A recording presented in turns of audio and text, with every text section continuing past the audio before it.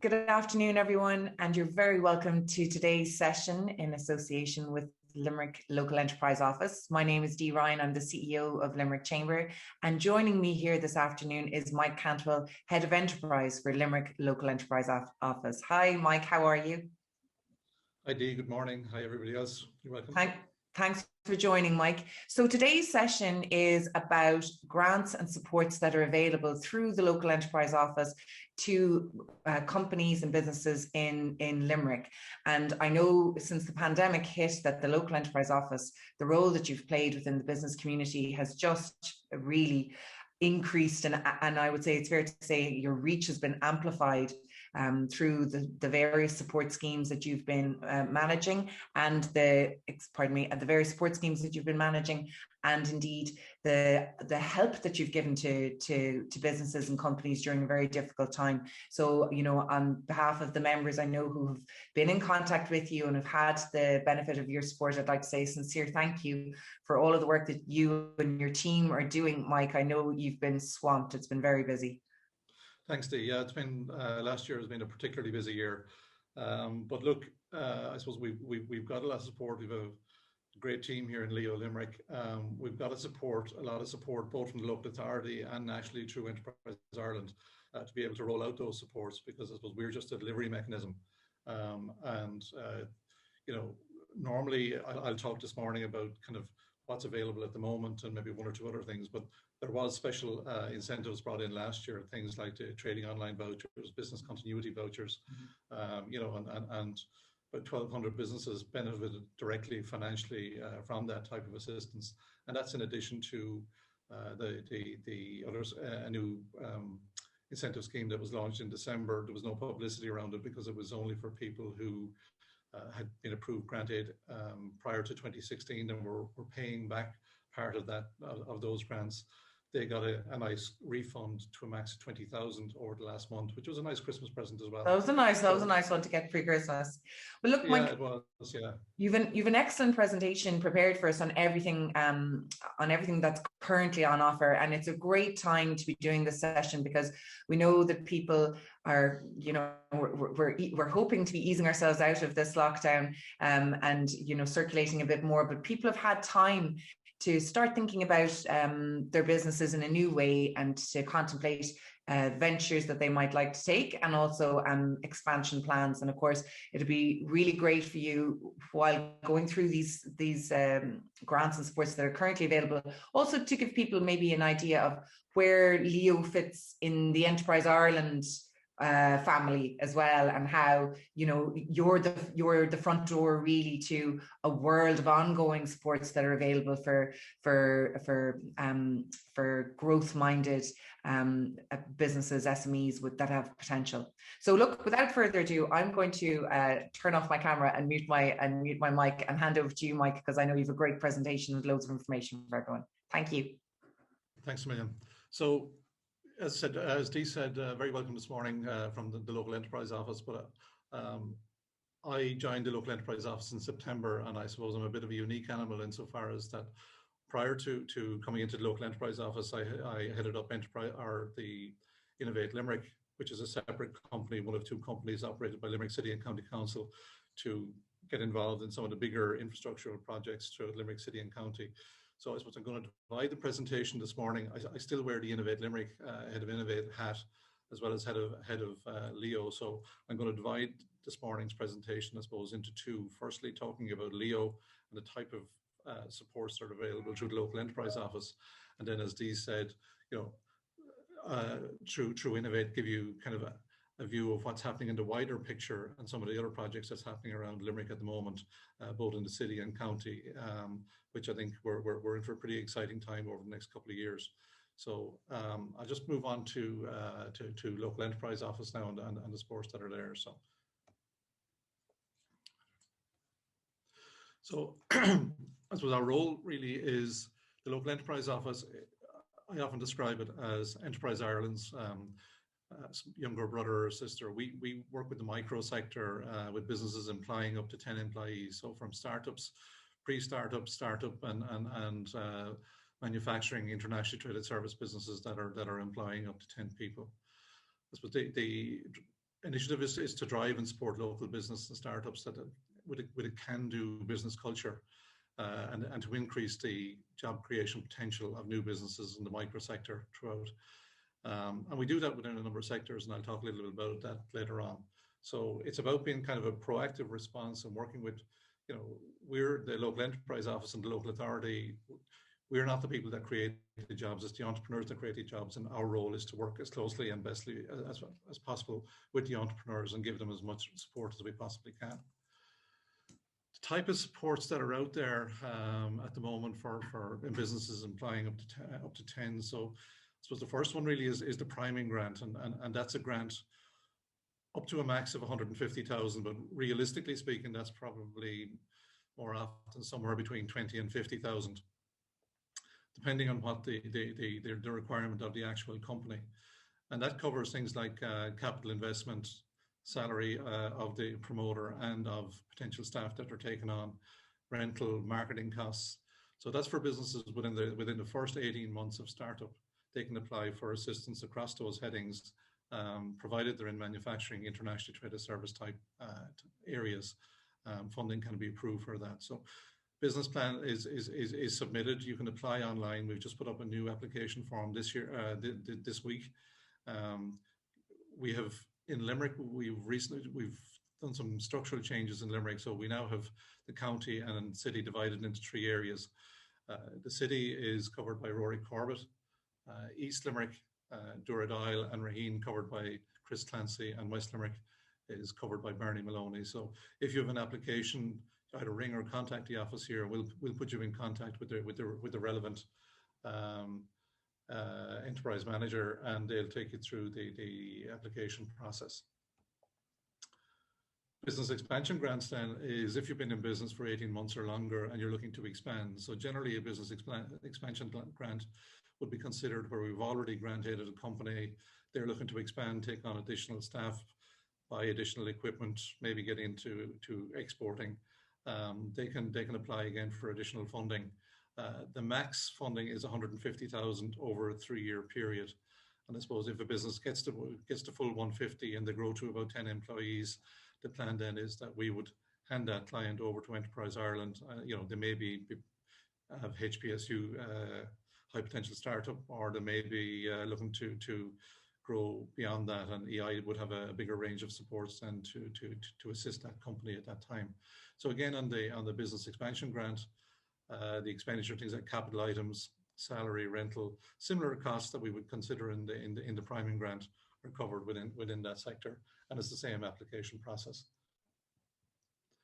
Feasibility study grants is for kind of pre-startup. If somebody has what's considered a good business idea, but needs some professional assistance to put the business plan together or evaluate the idea, you can apply for a grant of up to 15,000 or 50% of funding to cover things like market research, consultancy costs. There is some allowance towards own salary and miscellaneous costs. My own position on this is that we would generally like entrepreneurs to do some of the legwork themselves. If you come to the local enterprise office and say, well, I'll only do it if you give me a feasibility study grant, or I'll only do it if you give me a priming grant, that sends off warning signals to us. At the end of the day, this is your business. And we would like to see people putting personal capital and personal effort into it. And when people come to us, having done some of the research themselves and some of the legwork, that gives us greater confidence that you bought into the business and the concept, and makes it easier to get it through the evaluation process. Just on that, I mentioned the application form, and what happens then once we receive the application form, whether it's for a feasibility, priming, or business expansion grant, the project executive will evaluate it, make a recommendation, and then that goes to an evaluation committee meeting that meets every 2 months, and they make the recommendation then as to whether this particular project is approved for funding or not. If the approval is in excess of 50,000, those approvals are referred to Enterprise Ireland for rubber stamping.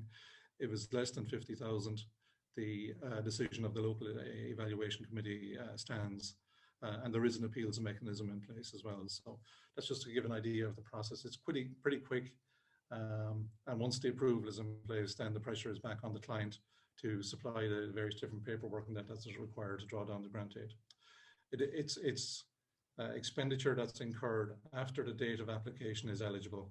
So once you submit an application and you start spending money, then you're covered. Expenditure prior to application is not covered as part of any grant application. So again, just on who qualifies, businesses with up to a maximum of 10 people, 10 employees. That's including the promoters of the business. And where that gets a little bit tricky is where we sometimes we engage. We have clients that may have 2 or 3 businesses, and where somebody has more than 51% shareholding in a company, we have to add, or in 2 companies, we have to add the employment of the 2 businesses together. And when we do that, the 2 businesses combined are over 10 employees, then we have to refer you to Enterprise Ireland. There is what's called a connected companies rule that we just have to bear in mind.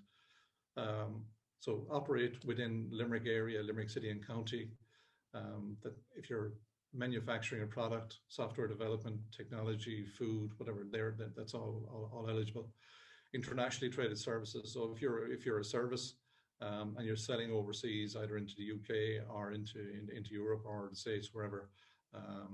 And the real focus going forward for the LEO this year, and all Enterprise Ireland agencies really, is a huge focus on green and a huge focus on exporting. And a lot of the new supports that will be rolled out over the next couple of months will be within green and export initiatives to try and facilitate growth in those areas. So you need to prove that a market exists, and this is what I was saying a little while ago, that we like to see the promoter doing a bit of legwork themselves first, and being able to walk in the door and say, well, actually, I know this market, I've worked in it, I'm familiar with it, I have contacts. All those things help when it comes to trying to get the project through evaluation. And that it doesn't cause displacement. So 2 areas that we look at. If by you setting up your business, it's going to directly affect an existing business, that would be a cause for refusal on grant aid. Equally so, if you can show that you don't need grant aid, that your business can succeed and drive and achieve what it is you're trying to do without grant aid, that would be another reason for not supporting the business. So just to be aware of those 2 things. So show that, and just to show that the business is commercially viable. Businesses that we can't support directly for grant aid is under retail, professional services, personal services, and locally traded services are not eligible for the types of grants I've just talked about. People from those sectors can avail of other supports that we offer on the training and management development side of things, but not the direct grant support. So an agile innovation fund then is just something that in every now and then we come across a company who's kind of pushing the boundaries on R&D, and if they're coming up with really kind of market leading technology, products that aren't out there already, fairly heavy R&D expenditure required. Generally, what we'll do is we will work with that company to the Agile Innovation Fund, refer it to Enterprise Ireland, and try and get funding for it, for that through the Agile Innovation Fund. If a company is successful in getting the Agile Innovation funding, they can then come back to the LEO and apply for funding either through the priming grant or business expansion grant. More than likely the business expansion grant at that stage, but you're still within the realm of the 150K. So just to be aware that that's out there.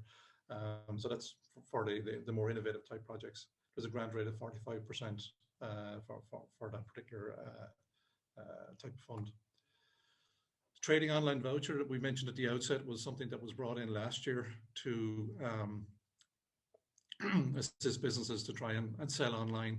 Obviously with COVID and shutdowns and various different things, there was a huge push to try and get local businesses, shops, retail, whatever, online to give an online offering.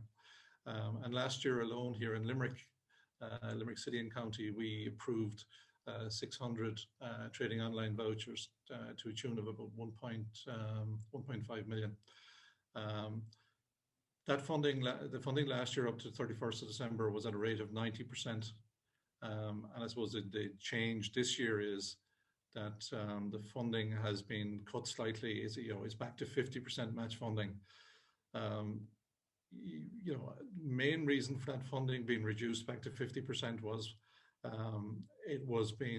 the applications were being led by service providers, and what I mean by that, it was consultants going out, scouring, looking for clients to put an application in, and then the consultant would do the work and get the 90%. So at least with clients having to come up with 50% match funding, genuinely, it means that we will really only be receiving genuine applications, and so that's what's happening there. And the team have done a great job in getting those applications approved and getting the funding mechanism through and getting them paid out. So a lot of work has happened in that space. And this morning I was just on a call with Enterprise Ireland nationally, and prior to Christmas there was an advertising campaign done to support local, as in support local companies that are training online, and there was huge satisfaction with the this is from a customer survey that was done nationally from both clients and customers that were able to get access to products and services locally that they wouldn't have been able to get heretofore because of that particular trading online voucher scheme. The last funding thing that I'm briefly going to talk about this morning is just the microfinance loans, and that's the local enterprise office is just one of a number of agents for microfinance that roll out these loans to clients. And basically the microfinance scheme is in place for clients who can't get funding from a bank. So that's probably the main requirement. You need a letter from the bank or a financial institution saying they won't lend you the money. So loan packages of up to 25,000 are in place, both for startups and for cash flow and for different mechanisms. And the interest rate there is at 4.5%. And there's more information on that on our website if anyone wishes to apply. We can process those applications. There is one of the other benefits that comes with microfinance is that there is quite a bit of mentoring attached to it that's free of charge, which is also possibly a help for your business at a particular time. So in addition to the grant aid packages that are offered, we have a range of training programs and initiatives that we're involved in. And just to give you a flavor of what's going on, and it's only just a bare flavor. At the moment, there's a range of start your own business courses that have been advertised and that are taking place. And with COVID, what we're seeing a bigger uptake and interest in start your own business courses this year. That will probably follow up into more business startups later in the year. There's always a bit of a time lag, but that's kind of what we're expecting.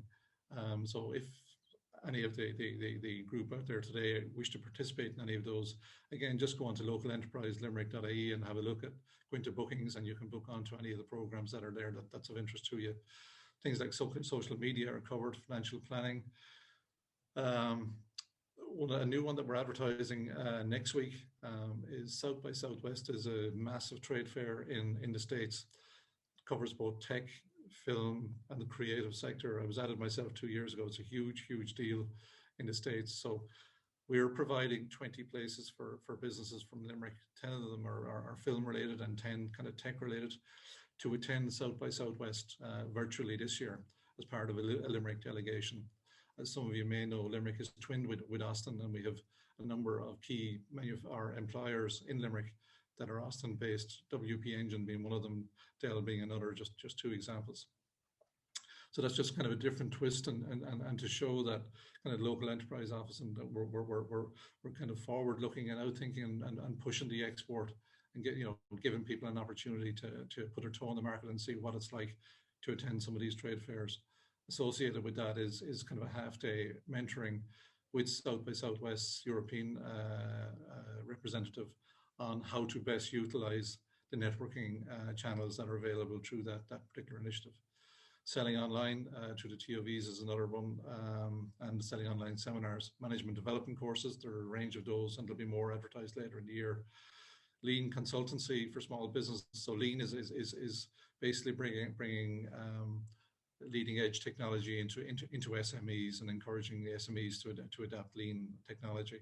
one-to-one mentoring is there, and networking, and there's a whole host of other, involved in Brexit, a whole heap of other schemes. So they're all listed on this on our own website there if you want to care and have a look, and come back to any of us if you have further inquiries on that. So they're the contact details there for the local enterprise office here. And as I said, if it's Measure 1 grant aid, direct grant aid, if you ring that number, contact us directly, we'll put you in contact with the correct executives to take your application further. So from an Innovate Limerick point of view, as I said at the outset, Innovate is one of 2 companies owned and operated by Limerick City and County Council, the other being Limerick 2030, which is focused on city centre development. Innovate is, I suppose, we have more of a county remit, and we're based here in Engine in Upper Cecil Street in Limerick. And I'm just going to talk about some of the stuff that's been happening and what we're involved in going forward. So I know we've been through a tough 12 months, and we have another probably rough 4 or 5 months ahead of us. But I think after that, I'd be optimistic about what's coming down the track. So I'll give you a flavour of where we're at. So I'm talking to you this morning from Engine. That's this screen here, and that's we took over this building about 3 years ago, formerly the Biblical Centre, and we've converted it into a flexible workspace. And at the moment, while there aren't too many people in the building at the moment for obvious reasons, we have about 200 people working out of the building that are based here, and we're fairly full to capacity. So we do have a range of we offer hot desks, training rooms, meeting rooms, as well as fixed workspace. And the Engine, I suppose, is we see it as becoming a driver for the region. Hence, we picked the name Engine, and I'll explain where we see it going. It's connecting up with the DCC and Accelerator and various different things. So, Limerick City Centre and this area up here will become kind of a key driver for digital hub and innovation going forward. As part of what we've been doing and looking at how work has changed and the nature of work has changed over the last 12 months, and certainly will be going forward, we're looking at a lot more remote working. And so we've rolled out an initiative called Happen Midwest Co-work Spaces, and that's been headed up now by Agnes Rellan, who's recently joined the team here. And so our plan is that within a year or 2, we'll have about 20 hubs located between Limerick, Tipperary, Clare, and North Kerry. At the moment, we have the Yard in Newcastle West. We currently have work ongoing in Abbeyfield on a new hub that should be ready in about 3 months' time. HQ, Tralee, Listowel, and Tralee, Listowel are already operational. Croom, Engine, Abbeyfield will be coming on. Croom, Engine will be online. Engine is already on. Croom will be on shortly. Cantoher will be on from a Limerick point of view. We know there are new hubs planned for Nina, Rossgrey, Tipperary Town that want to come on board, as you will have in Shannon and Ennis. So from an EI point of view and from an IDA point of view, they look at this initiative with a central booking system as hugely important to them in selling the region to potential FDIs and companies, large employers maybe in Dublin, who have people working and living within the Midwest, that they can work from any of these hubs, meet the health and safety requirements of the larger multinationals, and operate out of that. Another aspect of this is that if you're using and working out of any of these hubs, that you become part of the Happen community, and that we'll be putting on a range of supports available and activities that will be available to all within that Happen community. Key sectors as we see going forward for us, film is a big one, as you're all aware. Troy Studios is a project we worked on over the last couple of years to get that up and running, and we now work closely on the soft support side of things and developing crew and various different things to supply into the film sector. We are also aware that there are some very, very interesting developments going to happen in the next couple of months within the film sector that will really change the Midwest from being a minor player to being a major player in that sector going forward. And it's important that we continue to drive and develop sub-supply into that particular sector. Huge opportunities coming down the track there. Food, again, is another area that we think there's a lot of potential in. We're currently converting the food centre in Brewery into an R&D centre, and we'll be putting some test kitchens out there.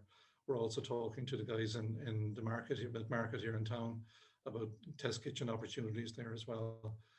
So I think there's a lot of potential going forward to develop nice new food businesses. You know, Cunningham's are developing a new food distribution centre in Cantor, where we've worked with Formula Management Systems. They're moving from the Dock Road into, we've just done a deal with them for 50,000 square feet in Rathkeil. So a lot happening there, and a lot going to happen, particularly post-Brexit in food, as people are looked to source primary product here and export directly into the EU without having to go through the UK. Tech is a short word that covers a lot of sectors. So I suppose we're looking at film tech, we're looking at food tech, we're looking at agri-tech, we're looking at fintech, but I suppose we're really looking at software, and I'll talk a little bit about the Digital Collaboration Centre, but we're looking to kind of grow the tech sector quite a bit here within the Midwest. Then lastly, engineering.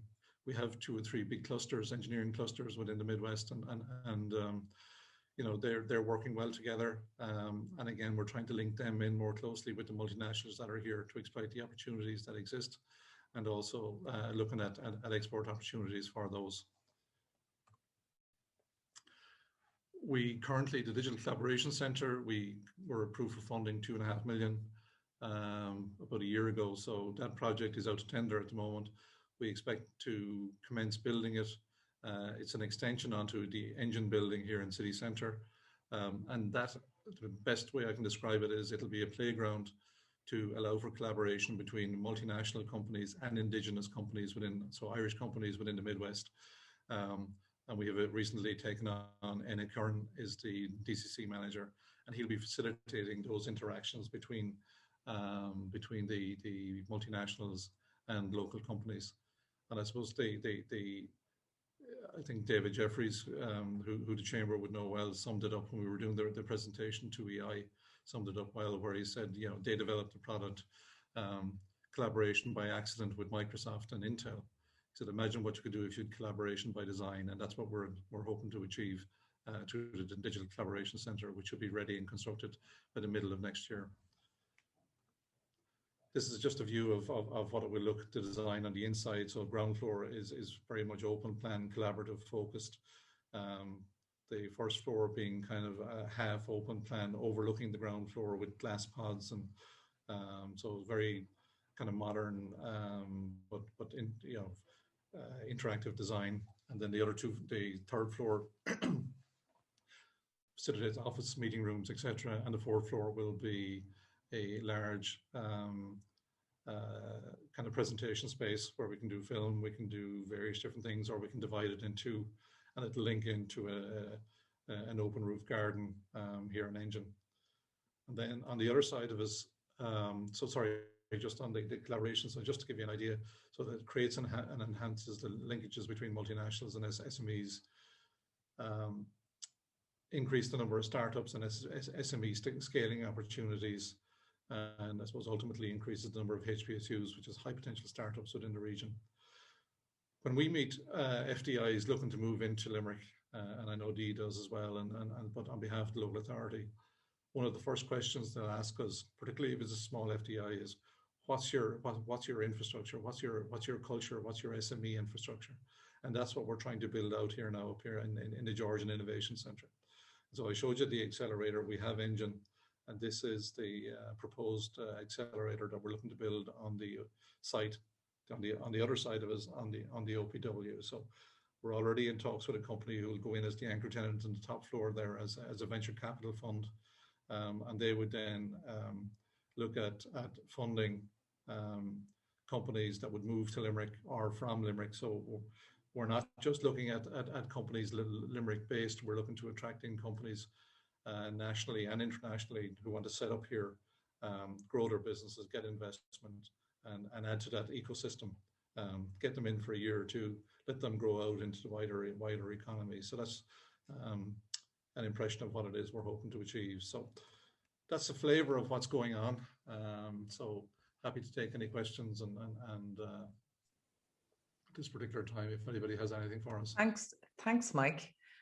Mike, that was excellent. Thank you so much for that, taking us through a huge amount of information there. I'm sure we'll have questions coming through now as people get a chance to just drop those into the chat box. But I'm going to start because I was very interested, in particular, with all of the grants, to hear about the fantastic levels of funding that are available for businesses. And in particular, that you can there's an assigned enterprise manager there in Limerick Local Enterprise Office that you can pick up a phone to, have an appointment, and go through your particular circumstances with, and get an understanding of how they might best be able to support you. And in listening to the great information that's there, of course, we're trying to encourage those grants that you mentioned, the priming grant, the business expansion grant, the feasibility study grant. Those are targeted for manufacturing, for international trade.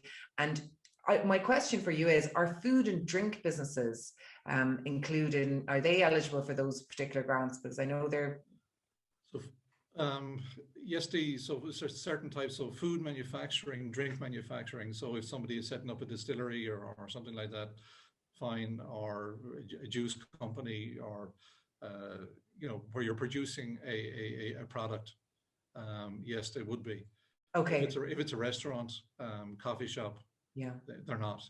Okay, and it's interesting that you should say that, because what we're seeing within our membership now, within the retail community, and people who were or have up until this point been considered themselves bricks and mortar retailers, and that was their how they thought about their businesses. Those business owners are increasingly now facing the challenge of rethinking their businesses and becoming a brand.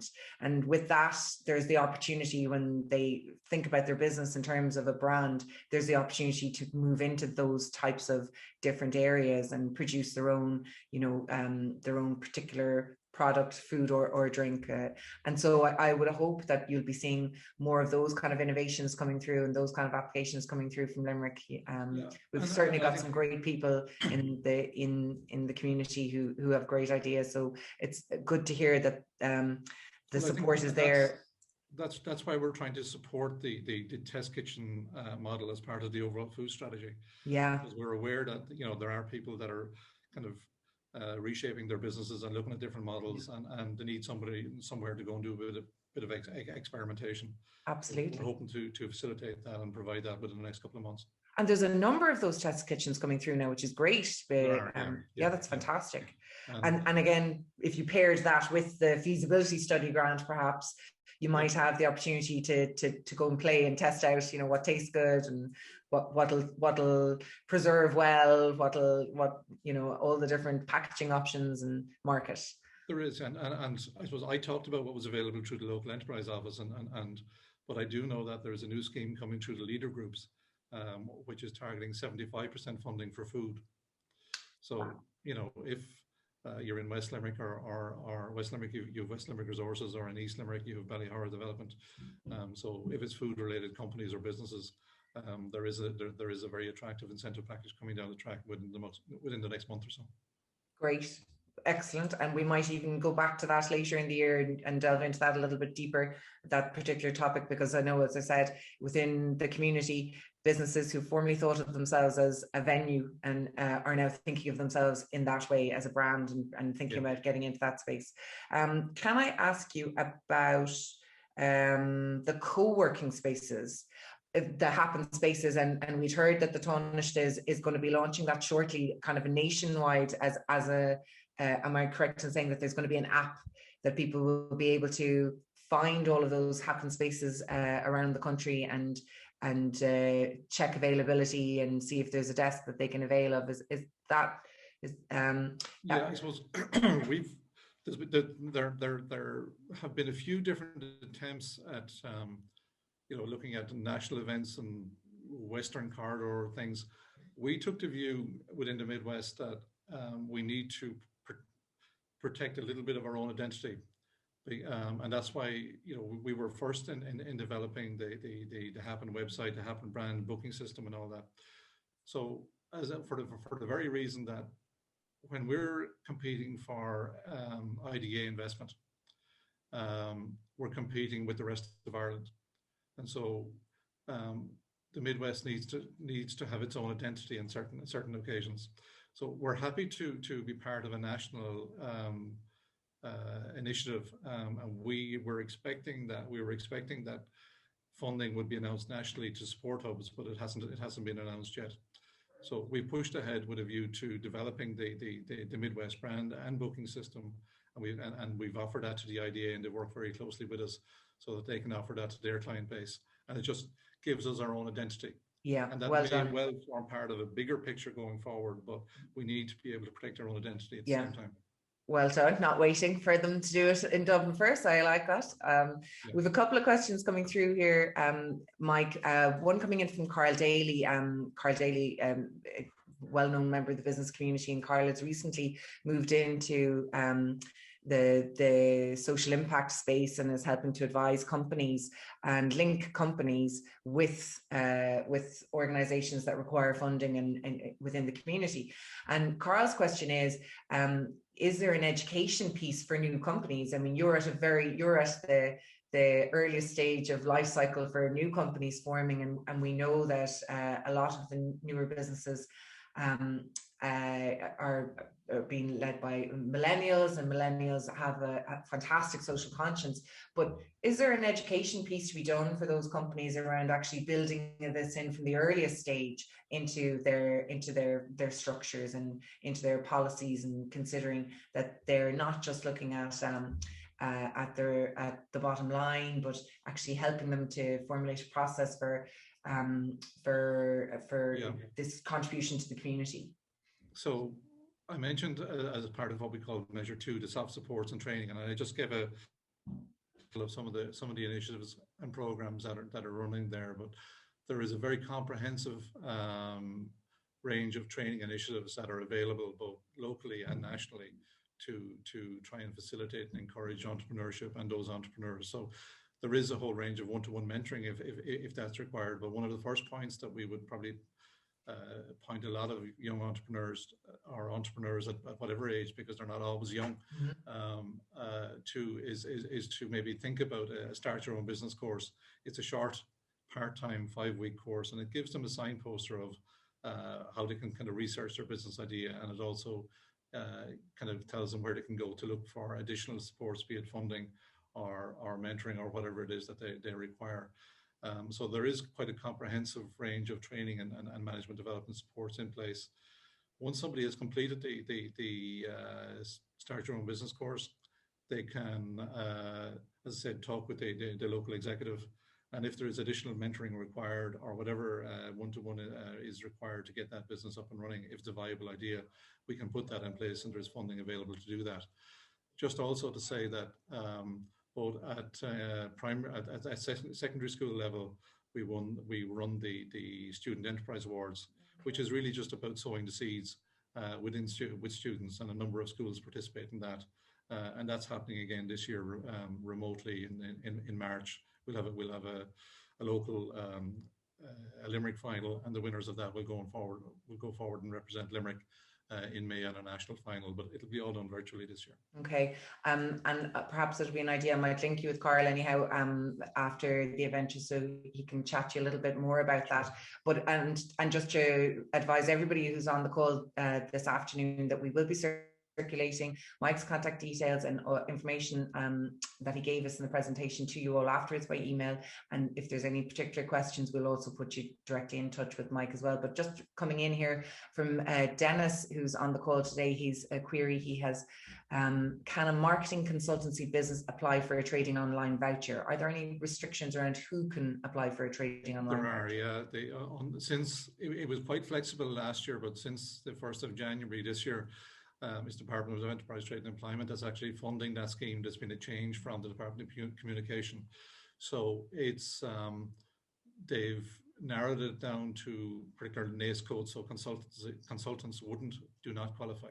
Oh, okay, so they've tightened up that particular restriction. We might need to get onto them about that. Tara has asked a question. Tara is wondering about grants for businesses, in particular, around capital spending. So the idea of converting a milking parlour into a yoga barn, or a wellness centre. Where would you look to for that type of grant to me, that would be it's. Is that leader more? It would be more of a leader type project. Yeah, and so depending what part of the, assuming it's a milking parlour, I assume it's in the county, and so it depends on what part. If she's in East Limerick, talk to the guys in Ballyhara Development, or if she's in West Limerick, talk to the West Limerick Resources. Yeah. There is interim funding just been approved for leader, and as I said, it varies it's going to be between 50 and 75% depending on the initiative that they're rolling out. And we'll circulate those details as well for people for leader grant applications through in West Limerick. It is West Limerick Resources, and Shay is great there. And then in East Limerick, it's Ballyhara. So we'll circulate those details as well for everybody. And also we'll circulate the details of who the specific enterprise managers are for the different regions within your own area now, your own territory as well, Mike. Okay, Mike, is there, just before we wrap up, really just to go on to the future and those digital collaboration centre that is planned and will be, you're saying next year you hope to have it finished? Yeah, we hope to. It's out of tender at the moment. We hope to commence building May, June of this year, and we're allowing about a 12-month build. But the activities to happen within the building, we're already commencing as we've taken on the DCC manager. Annie Kern has just joined us here, and so we have some space within Engine to commence that. So we're starting to look at ways in which we can build that collaboration already. So we're not waiting for next year or the middle of next year to roll out the actual initiative, but we're starting that already. Oh, that's great. And as you said, it is such an important part of the ecosystem, and it is a question that we get asked, and it's something that businesses looking to invest in Limerick love to see, is that nest for budding entrepreneurs and for businesses who are a facility and a social space for them to get together and actually get in a room and share ideas and and vibe off each other, for lack of a better description, and collaborate. So it's great to see that there's going to be an expansion of those facilities, and even better that it's happening in our Georgian core in the city centre, and will also help amplify that vibrancy in the city centre. So lovely to see that happening, and well done on all your work in leading that. Great. Okay. Well, Mike, listen, thanks for joining us today. As I said, we'll circulate everything. Great to talk to you. Great to talk to you too, and thanks of course again as always to you for joining us on the call today from wherever you are. We hope that you're surviving level 5, and indeed if you do need further information, don't hesitate to reach out either to Mike or to myself or Caoimhe Maloney, our events manager here in Limerick Chamber. We're here to assist. Thanks everyone. Thank you very much. Good luck.